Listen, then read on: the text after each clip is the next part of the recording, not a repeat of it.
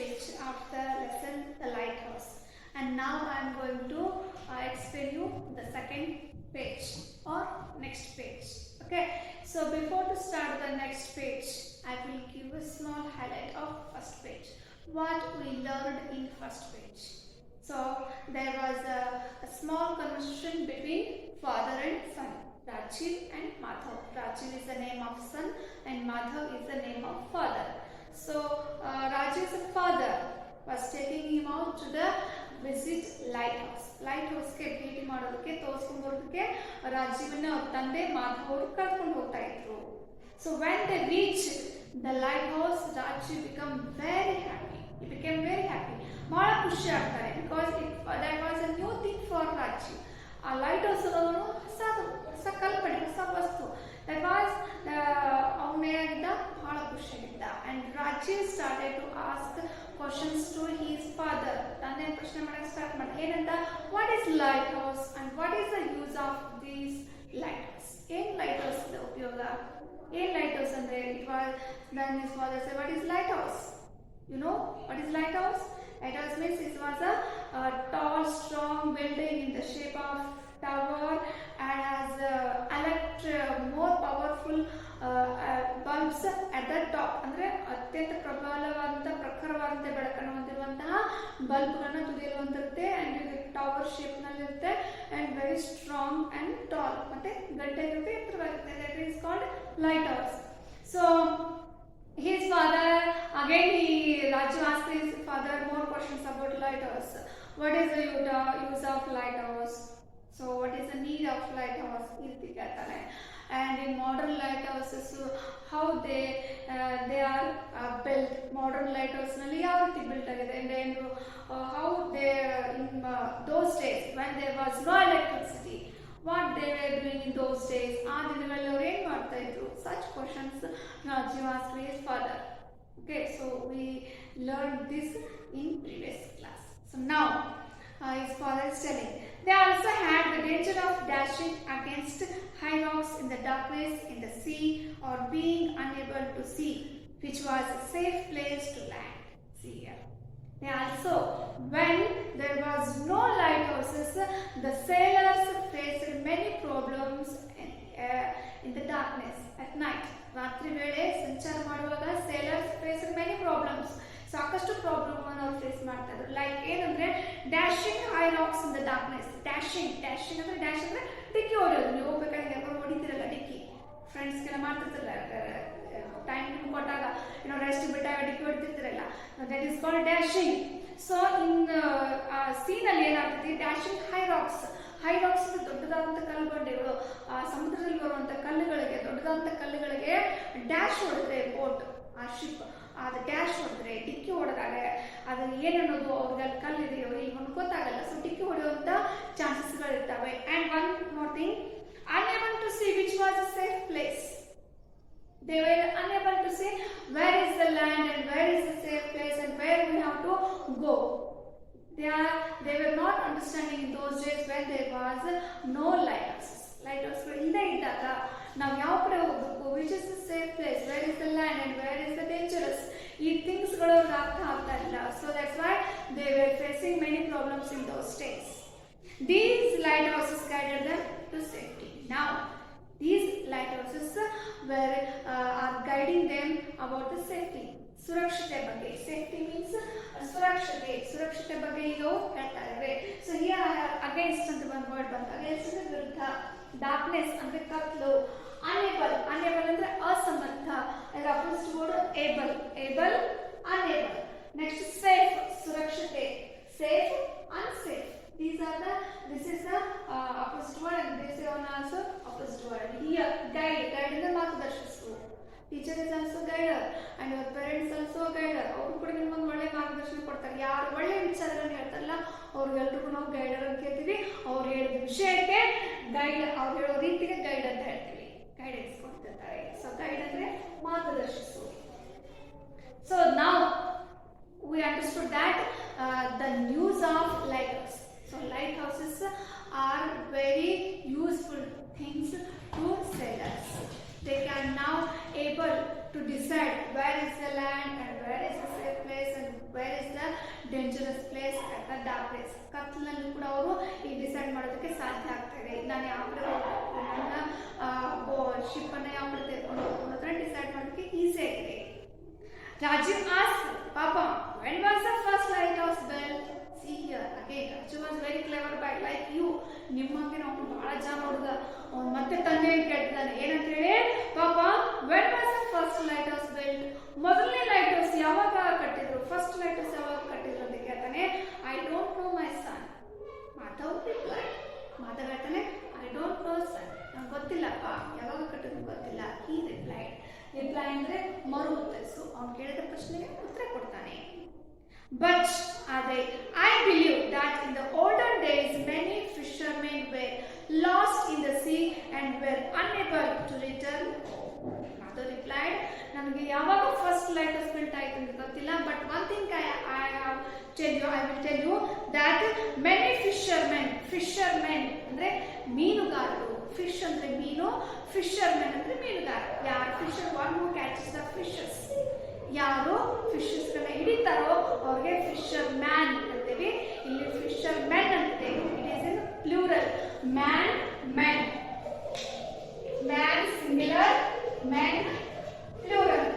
Okay, so in those days lighthouse ಇಲ್ಲದೆ ಇದ್ದಾಗ the fishermen ಏನ್ ಹೇಳ್ತಾರೆ ನೋಡು, were lost in the sea and were unable to return home. ರಾತ್ರಿ ಹೊತ್ತಿನಲ್ಲಿ ಮೀನು ಹಿಡಿಯೋದಕ್ಕೆ ಹೋದಂತ ಮೀನುಗಾರ ಎಷ್ಟು ಜನ they lost in the C, last ಅಂತ ಕಳೆದುಕೊಂಡು ಹೋದ್ರು. ಎಷ್ಟು ಜನ ಕಳೆದುಕೊಂಡಿದ್ದಾರೆ. It means they become death, may be ಅವ್ರ ಡೆತ್ ಆಗಿರ್ಬೋದು, ದೇ ಬಿಕಮ್ ಡೆತ್, ಅವ್ರ ಸಾವಾಗಿರ್ಬೋದು. ಕಾಣಿಸ್ತಾ ಇಲ್ಲ ಇಟ್ ಮೀನ್ಸ್ ಏನು, ಅವ್ರು ತಮ್ಮ ಜೀವನ ಕಳ್ಕೊಂಡಿದ್ದಾರೆ. ಎಷ್ಟು ಮೀನುಗಾರರು ಈ ಲೈಟ್ ಹೌಸ್ ಇಲ್ಲದೆ ಇದ್ದಾಗ ಆ ಟೈಮಲ್ಲಿ ಕತ್ಲಲ್ಲಿ ಮೀನು ಹಿಡಿಯೋದಾಗ ಎಷ್ಟು ಜನ ವಾಪಸ್ ಮನೆಗೆ ಬಂದೇ ಇಲ್ಲ ಅಂತ ದುರ್ಘಟನೆಗಳು ಆಗಿದ್ದಾವೆ ಅಂತ ಹೇಳ್ತಾರೆ.